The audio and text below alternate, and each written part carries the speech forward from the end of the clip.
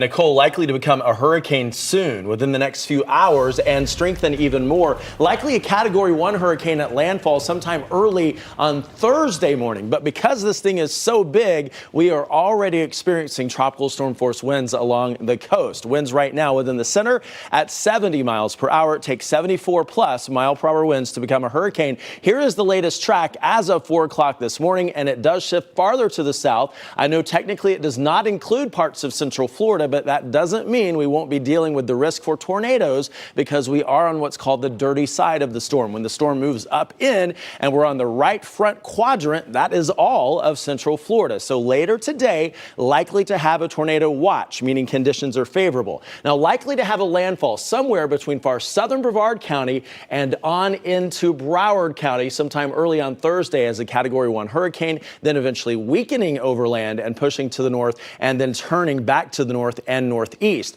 Again, lots of central Florida here, not technically in the cone, but we will have impacts from this system. We already have rain pushing in, and again, some of these storms could fire up and rotate. We do have flood warnings in effect along the St. Johns. That's what these green boxes are. Let's bring in Candace Campos with more on the timing of those issues that we'll have and those watches and warnings. Yeah, hurricane warnings are in effect for Brevard County and coastal Volusia County. Everywhere else, we are under tropical storm warnings. That means conditions will continue to deteriorate within the next 24 hours.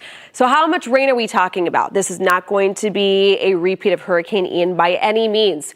Now, it is going to kind of exacerbate the recovery. And of course, when we talk about the rivers starting to decline and all of that, a lot of our waterways are still pretty swollen from Hurricane Ian. So this is going to be additional rain. But with Hurricane Ian, we are forecasting 10 to 15 inches of rainfall. In this case, we're talking 4 to 6 along the coast, 1 to 3 inches for areas basically west of 95. So talking about the St. Johns River, of course, we are still in minor flood stage from DeLand, Sanford through Lake Harney.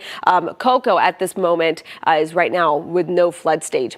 We got a storm surge warning as well, 3 to 5 feet. Coastal flooding will also be impacted as well. We'll have more of a county by county breakdown coming up in just a few minutes.